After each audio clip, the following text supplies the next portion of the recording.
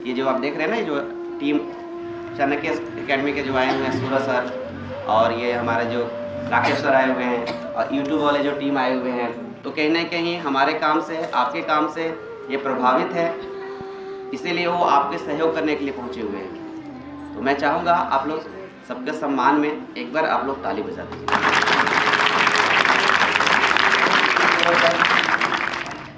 तो बहुत दिन से प्रिंसिपल सर से बात चल रहा था इसके लिए, क्योंकि पढ़ाई जो हम लोग कर रहे हैं वो थ्योरी के फॉर्म में ज़्यादा ही कर रहे हैं। हम लोग किताबों में जो चीज़ है हम लोग पढ़ रहे हैं, रट रहे हैं, आगे बढ़ रहे हैं, मगर जैसे कोई कहानी अगर हम लोग किताबों में पढ़ते हैं और उसका फिल्म दिखा दिया जाता है तो एकदम दिमाग में छप जाता है। ये ज़रूरी है हम लोग के लिए, क्योंकि आप सारे यहाँ पे हैं 70 to 80% आगे आप साइंस बैकग्राउंड से ही जाएंगे, क्योंकि हमारे समाज में भी है कि जिसका सबसे ज़्यादा 10th में परसेंटेज आता है वो साइंस लेता है, थोड़ा सा कम आया कॉमर्स लेगा, और थोड़ा कम आया तो आर्ट्स लेते हैं। तो ठीक है, अब साइंस का आज हम लोग एक्सपेरिमेंट करके देखने वाले हैं। तो जो पहला एक्सपेरिमेंट है बच्चों के साथ ही करना है। तो कोई एक बच्चा सामने आओ। देखो क्या है ये पेपर, हम पकड़ रहे हैं, हम इसको छोड़ रहे हैं तो हम पकड़ ले रहे हैं, छोड़ रहे हैं पकड़ ले रहे हैं। पकड़ना आपको है, पकड़ लीजिएगा, हाथ लगाइए बढ़िया से। पहले नहीं पकड़ना, हम बोलेंगे तब। छूट गया, फिर से ट्राई करो, एकदम ध्यान, पहले हाथ बीच में लगाओ, ऐसे पकड़ लोगे ना, पक्का पकड़ लिया। फिर से पकड़ो, अच्छा से हाथ देखो, ऐसे हाथ लगाना अच्छे से,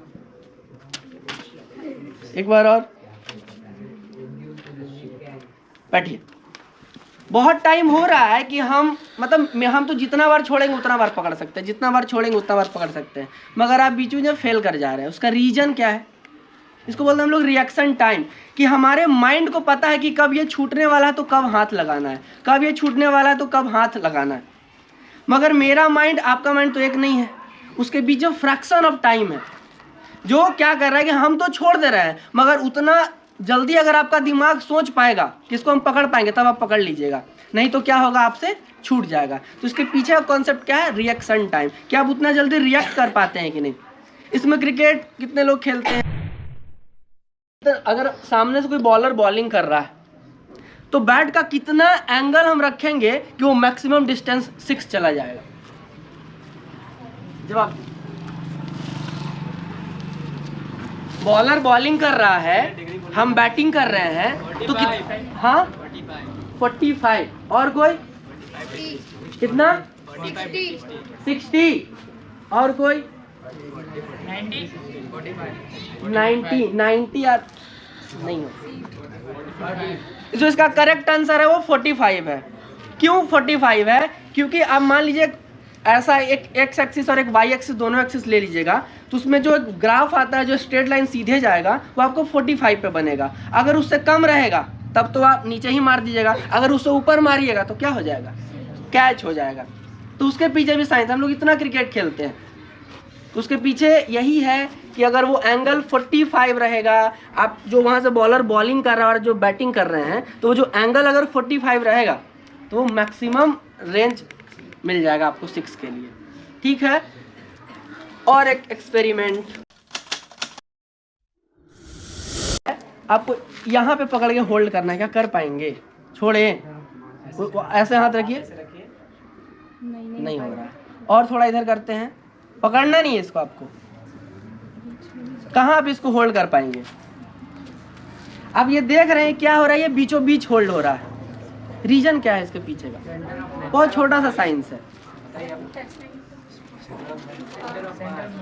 सेंटर ऑफ मास। क्या है? Centre of mass. कि बॉडी का जो सारा वेट है कहीं एक जगह पे आ रहा होगा, अगर हम उस हिस्से से अगर हम इसको बैलेंस करना चाहेंगे तो वो इजीली बैलेंस हो जाएगा। दूसरा इसी में कि क्या हमेशा किसी बॉडी का सेंटर ऑफ मास कहीं इधर उधर शिफ्ट हो सकता है कि नहीं?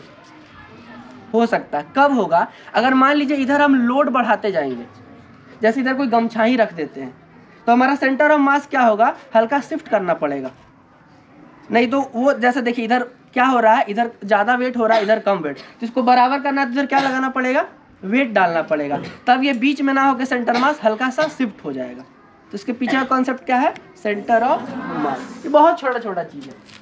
और कोई स्टूडेंट आओ सामने, आइए आइए, आना है यहाँ सामने। हम क्या कर रहे हैं, ये पैर हम उठा दे रहे हैं, इजी उठ जा रहा है, आप भी उठा के दिखाइए, उठ जा रहा है। अब यहाँ आइए, पूरा दीवार से चिपक जाइए, पूरा चिपक जाइए। अब उठाइए, अरे इसको पूरा सीधा होना है। आप उठाइए, नहीं उठ रहा है। और कोई ट्राई कर बैठो, और कोई और ट्राई करो, कोई आ जाइए, ट्राई कर रहे हैं, पैर ही उठवा रहे हैं। अभी उठा के देखो, उठा के देख, बाद में बोलना जादू दिखा रहा है आपसे। उठ रहा है ना, पूरा चिपक जाओ। अब उठाओ, उठाइए, अरे इसको पूरा, हाँ अब उठाइए, उठा के रखिए। नहीं नहीं, उसको पूरा चिपका, नहीं उठ रहा है, नहीं उठेगा। रीजन क्या है, अभी हम क्या कर रहे हैं, अगर ध्यान से समझिए, अब ये मेरा बॉडी सीधा था, हम इस पैर को क्या के इधर ले जा रहे हैं, तो ये मेरा पोर्शन किधर हो रहा है, इधर शिफ्ट हो रहा है। किधर शिफ्ट हो रहा है, इधर। बिना इधर शिफ्ट किया पॉसिबल ही नहीं इसको उठा के रखना। हम ऐसा अगर हम दीवार में चिपक जाएंगे तो ये तो बिल्कुल ही उठ ही नहीं पाएगा। क्यों, क्योंकि हमारे बॉडी को बैलेंस करने के लिए वही फिर से कॉन्सेप्ट चाहिए, सेंटर ऑफ मास। कि बॉडी अगर ये पैर मेरा इधर जा रहा है तो ये मेरा कुछ हिस्सा इस साइड में शिफ्ट होना ही पड़ेगा। ये तो और पॉसिबल नहीं है कि आपका ये भी पैर इधर ही जाए और आप पूरा बॉडी को चिपका के और इधर ही ले, वो तो और पॉसिबल नहीं, क्योंकि पूरा मास आप इधर दीजिएगा, सेंटर ऑफ मास वो एक जगह पे आ ही नहीं पाएगा। क्लियर है, सेंटर ऑफ मास। 2 ग्लास रखा हुआ है, ये तीसरा ग्लास आपको दे रहे हैं। इस पेपर के रखने के बाद इसको रख देना है। क्या आप रख पाएंगे? लीजिए, आपको जो करना है करिए, मगर इस पेपर के ऊपर उसको रखना है। आप आ जाइए, इधर फ्रंट से आ जाइए, ताकि लोग इधर आ जाइए सामने। इस पेपर के ऊपर में रख के ट्राई कीजिए, रख पा रहे हैं कि नहीं।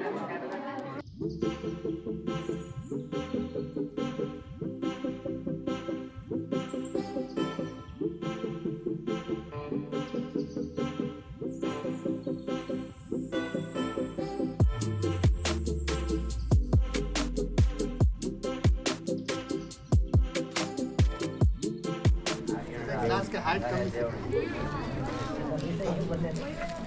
हो जाएगा उसी पे दिक्कत।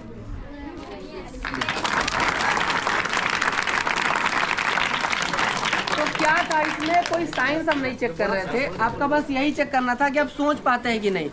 बहुत बार आपके साथ ऐसा होगा कि आप प्रॉब्लम में घिरे हुए रहिएगा, बस 1-2 चीज़ आपको दिया जाएगा और आपको उस प्रॉब्लम से निकलना है।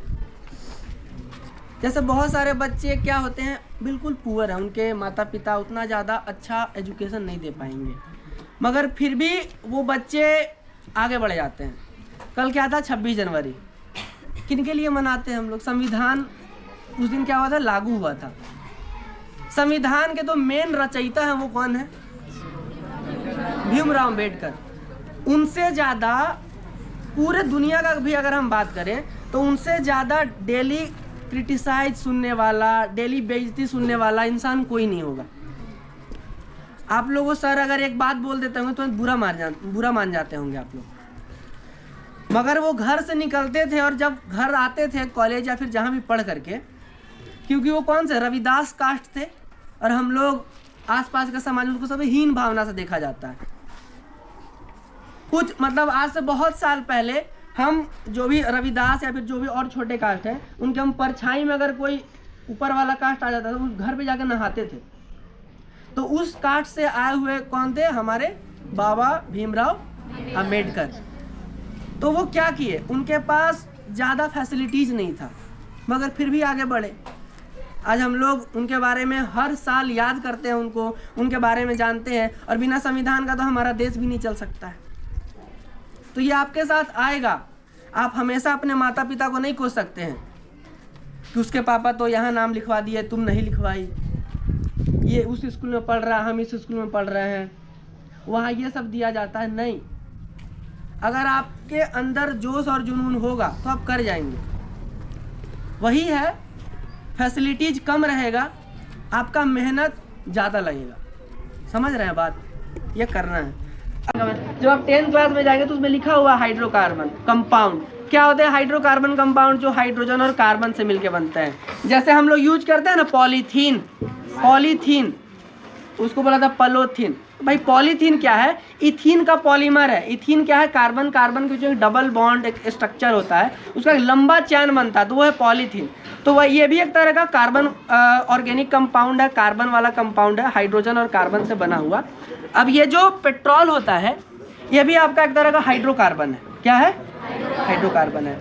तो एक कॉन्सेप्ट होता है लाइक डिजॉल्व लाइक, समान समान को घोलता है।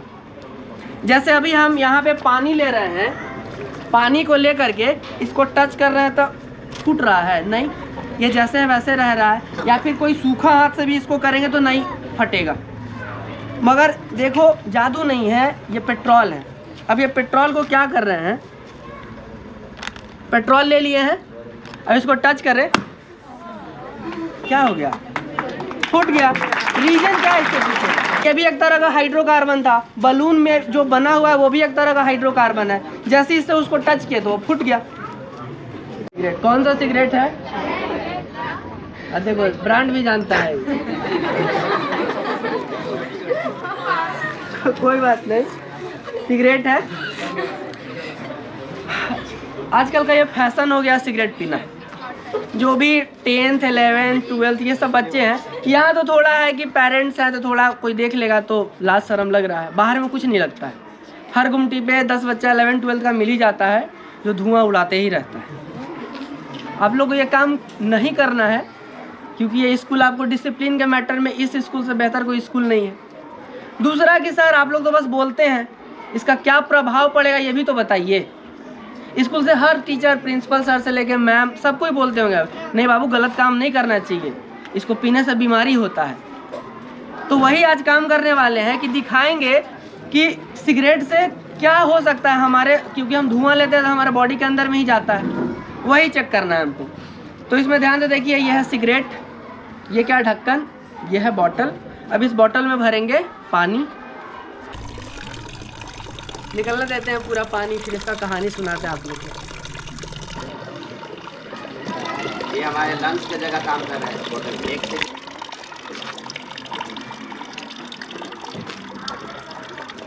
अभी देखिए ये आधा ही सिगरेट यूज हुआ है मगर धुआं क्या है पूरे में भर गया है, तो जमा कर रहा है।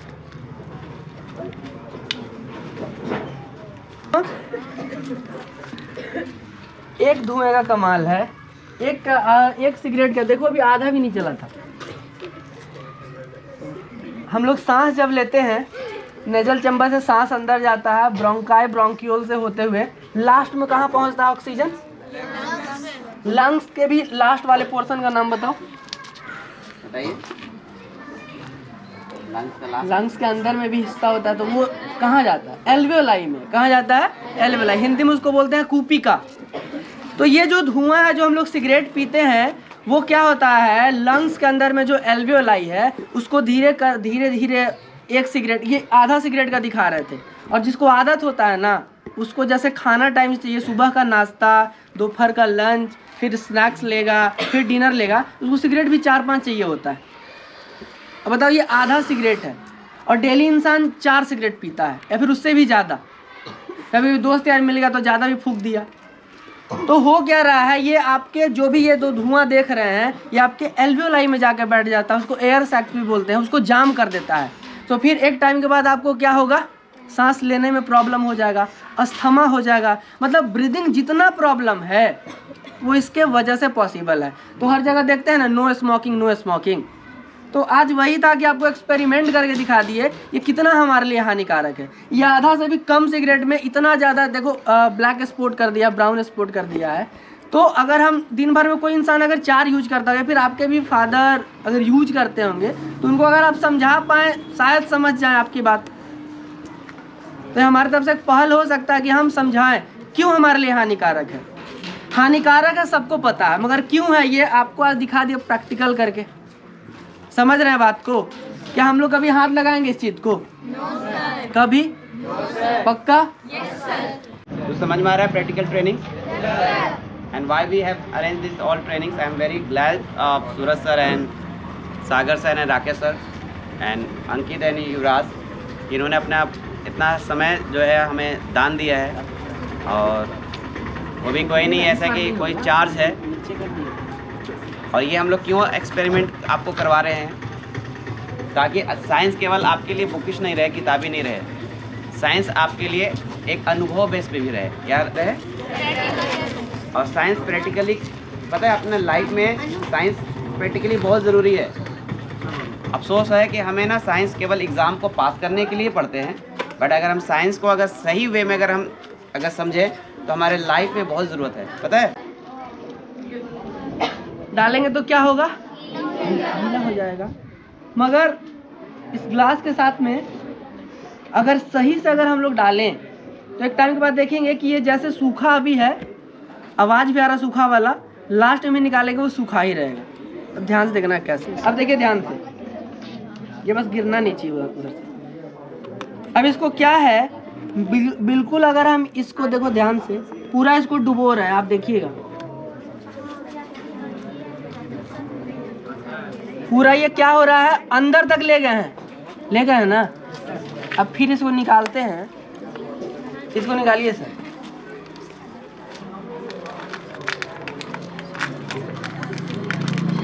क्या गीला है या सूखा है? पूरा ये क्या है आपका, सूखा रह गया। छोटे बच्चे बताएंगे इसका रीजन। अब क्या सोच रहे हैं इसके बारे में, क्योंकि बड़े बच्चे एक लिमिट तक सोच पाते हैं। बताइए क्यों ऐसा हुआ कि ये सूखा का सूखा रह गया? छोटे बच्चे कोई? फर्स्ट बेंच, सेकंड बेंच, क्या एयर? हाँ ठीक है, थोड़ा सा सही है। और थर्ड बेंच, एयर प्रेशर। देखिए इसमें क्या हो रहा है कि अगर हम लोग इसको ऐसे रखे हैं तो बिल्कुल सामने से गया, तो इसके अंदर में जो हवा है वो वैक्यूम बना दिया है। तो वैक्यूम के, एयर वैक्यूम के वजह से क्या हो रहा है कि जो यहाँ पे एयर वैक्यूम बना है वो पानी को अंदर जाने नहीं दे रहा है। मगर इसको हल्का सा भी तिरछा करेंगे ना, हल्का सा तिरछा करेंगे तो अब निकालेंगे तो अब ये भीग गया है। तो वही है, क्या हो रहा है कि एयर वैक्यूम बनाने के वजह से क्या हो गया, यहाँ पे ये कागज गीला नहीं हुआ। तो अगर आप साइंस पढ़ते हैं तो हर चीज में लॉजिक ढूंढा कीजिए, बस किताब के पढ़ने से नहीं हो पाएगा। अभी हम लोग 10th 12th तो पास कर जाएंगे, मगर जो अगर और भी लंबा आपका ख्वाहिश है कि हमको सर साइंटिस्ट बनना है, हमको कुछ और बनना है, आगे जाना है, तब तो आपको साइंस को फील करना पड़ेगा और अच्छा इंटरेस्ट डेवलप कर सके। ये क्या है? फुटबॉल है। क्या है? इसको हम छोड़ रहे तो ये हमेशा नीचे ही क्यों आ रहा है? छोटा बच्चा बताएंगे, बड़े वाले नहीं। अब बड़े बच्चे हैं, छोटे बच्चे बताएंगे। यहाँ छोड़ रहे तो ये नीचे ही आ रहा है। कोई है जो इसको हमेशा ऊपर ही रख दे, कोई जादू दिखा दे सर हम हैं सर जादू सीख क्या है, फेंकेंगे तो ये हमेशा ऊपर ही रहेगा? नहीं, ये हमेशा कहाँ आ रहा है? नीचे आ रहा है। रीजन ग्रेविटेशनल फोर्स, गुरुत्वाकर्षण बल, वो क्या करता है, इसको हमेशा नीचे ही खींच के रखेगा। ठीक है ना? तो हम अभी बात किए थे कि जो सारा ऊपर से अगर हम कोई चीज़ अगर छोड़ रहे हैं तो वो नीचे ही गिर रहा है, तो ये रॉकेट नीचे ना आकर के ऊपर क्यों जाता है? एक तो हाँ कौन सा लो, एक तो उसमें क्या है, प्रेशर भरा होता है रॉकेट के अंदर में, तो इसमें हवा पहले से हम ऑलरेडी भरे हुए हैं। पानी जो है वो फ्यूल का काम करेगा आपका, उसमें भी जो ईंधन डाला जाता है। अच्छा, हम इसको ये शेप क्यों दिए हैं? इसको हम रेक्टेंगल भी रख सकते थे, स्क्वायर भी रख सकते थे, यही शेप क्यों दिए हैं? ये क्योंकि ये एयर ड्रैग को कम करेगा आपका। हवा को चीरने के लिए एयर ड्रैग को ये क्या करता है, आसानी से क्रॉस करवा देगा।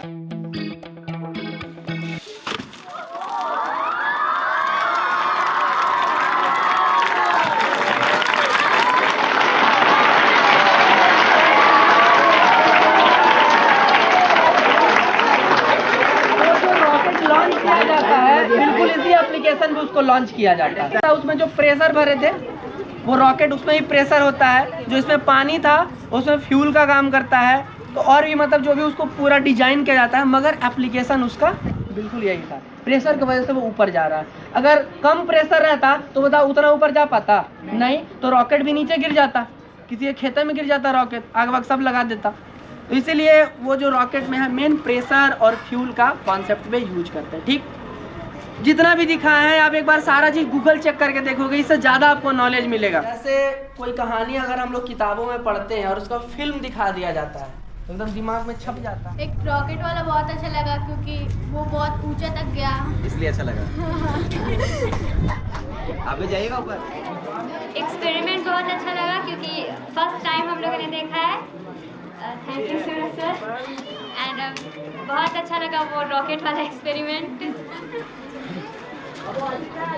आप करेंगे? I will try. Okay.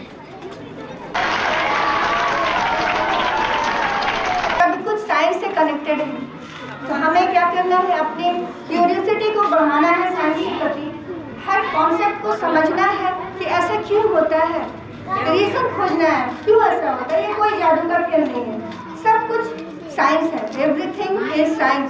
Life जो है वो पूरी तरह साइंस से जुड़ी हुई है। एक बार फिर से हम सक्सेस पब्लिक स्कूल की ये टीम की ओर से सर को थैंक्स करना चाहेंगे। बहुत बहुत धन्यवाद चाणक्य टीम कि आप यहाँ आए।